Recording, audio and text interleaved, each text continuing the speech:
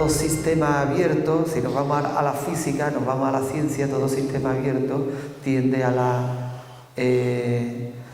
la entropía. Todo sistema tiende a la entropía positiva, al caos, a la degeneración, y tiene que estar constantemente renovándose, porque cualquier sistema complejo, como la vida, como cualquier sistema político, pues está afectado por las derivas, las interacciones, las desviaciones, las contradicciones también.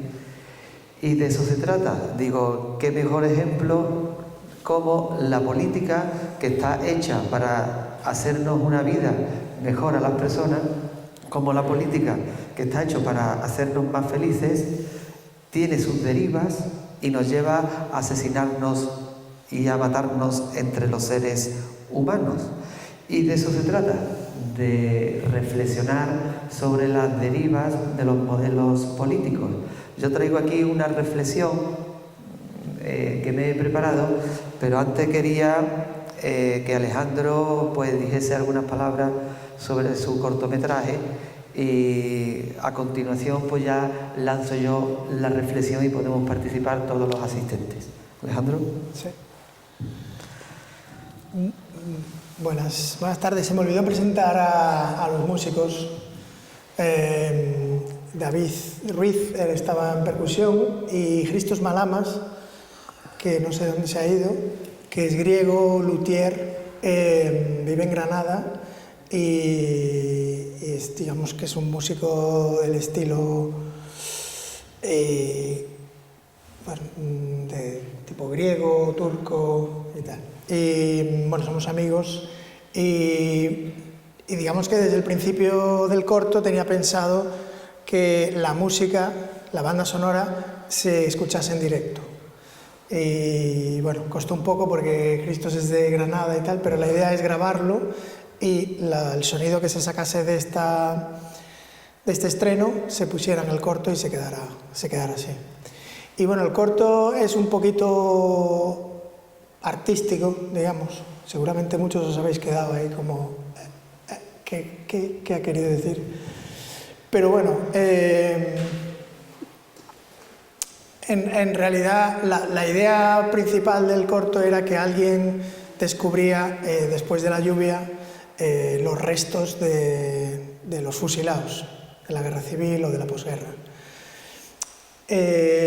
Claro, esto llevado a una grabación con muy pocos medios, pues claro, lleva a que tengas que recurrir a unos ciertos recursos narrativos sencillos, minimalistas, tienes un solo actor, una sola cámara, etc. Pero la idea era que la propia lluvia hiciera sumergir los huesos y los restos de ropa de la tierra, ¿no? Que fuera como una especie de expulsión, digamos, de la propia naturaleza, que dijera: ocuparos de esto, que esto me lo habéis metido aquí en la tierra y no es mío, os pertenece, y os tenéis que ocupar de esto, ¿no? Esto era la idea inicial, pero luego, evidentemente, al grabarlo, pues se queda un poquito más indie artístico, ¿no? Y bueno, el tema es verdad que solamente hay un diálogo que lo hace, digamos, como una profesora o una experta. Es verdad que dice algo un poco que puede ser confuso, ¿no? Que dice los ayuntamientos no hacen nada, no se puede hacer nada contra esto, tal. Bueno, eso es un poco, no es exactamente así, pero bueno, sí que quería dar un poco una imagen de todos los impedimentos todos los impedimentos, digamos, legales que hay y las pocas facilidades, digamos, que hay a hacer algo que debería de ser automático. Incluso debería haber oficinas, de manera que eso se hiciera de una forma súper ágil. Por eso quizás sonaba un poquito como los ayuntamientos no hacen nada. Hombre, sí que hacen, depende de qué ayuntamiento, pero bueno. Y bueno, realmente, en resumen, es un poco el aroma de una idea inicial, y sí, hablar de los fusilados y de los represaliados, pero también un poco de mezcla artística, digamos. Muy bien. Pues,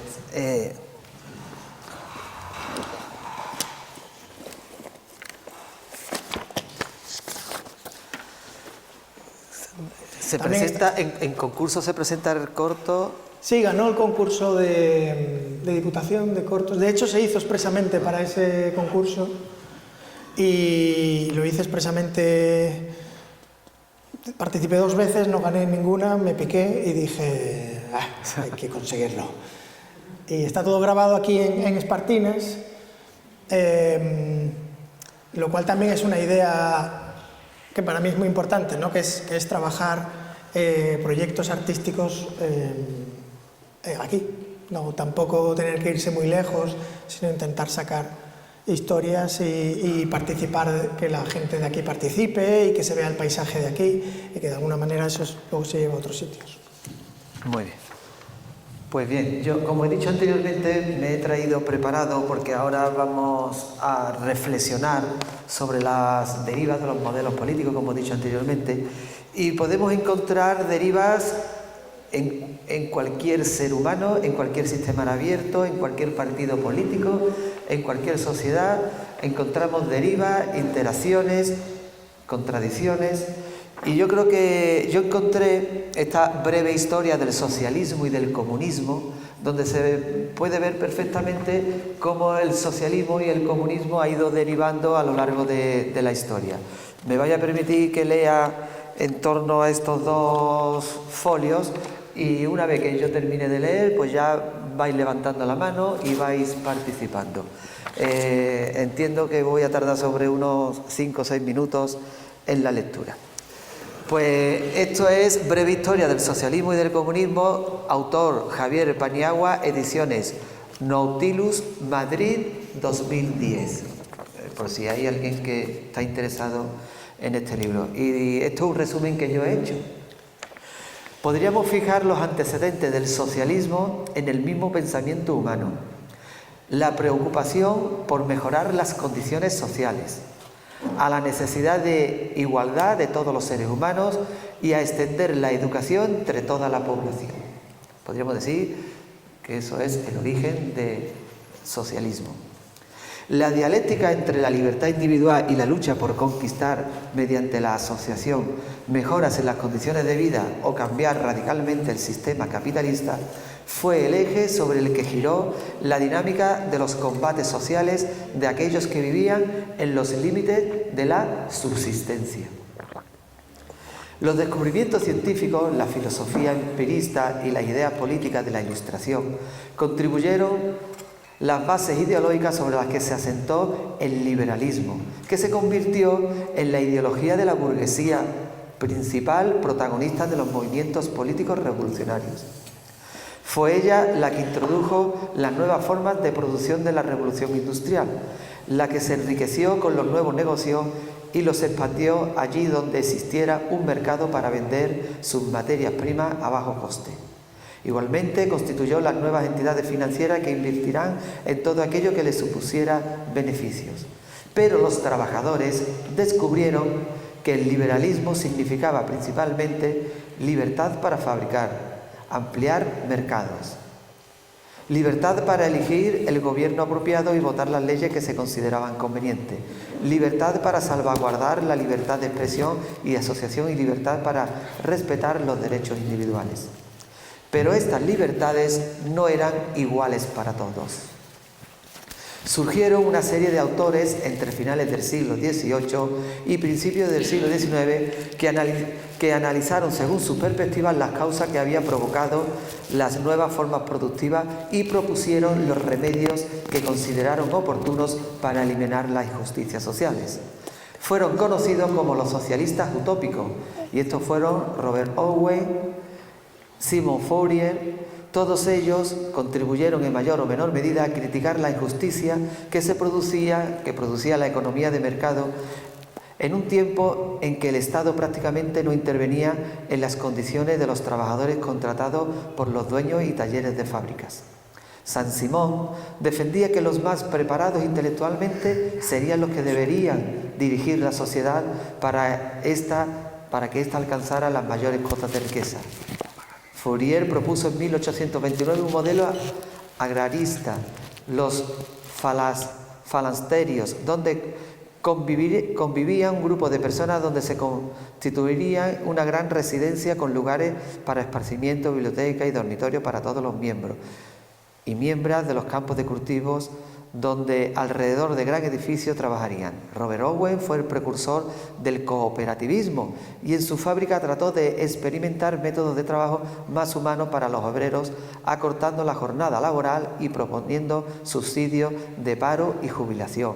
Este Robert Owen tenía capital y para desarrollar su proyecto de socialismo invirtió todo su capital y tenemos que decir que prácticamente su modelo de cooperativismo no le resultó y no se desarrolló como él tenía pensado.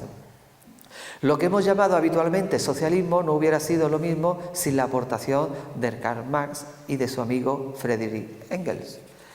El socialismo de los tres que dije antes, de Simon, de Owen, de Fourier, lo que conocemos como el socialismo utópico, porque eran ideales, y ahora llega Karl Marx y Engels y propone el socialismo científico, porque ellos desde el estudio, desde los datos, estaban completamente convencidos que podían equilibrar las desigualdades del capitalismo.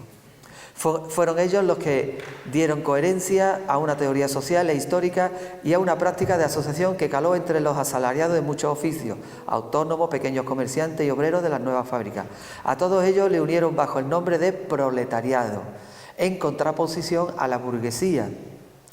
Los proletariados debían trabajar para la burguesía, generando con su trabajo una plusvalía que favorecía la acumulación y el beneficio capitalista. Al final, según lo ideado por ambos, llegaría el enfrentamiento final entre burguesía y el proletariado. Hegel había diseñado un sistema donde había un contraste de ideas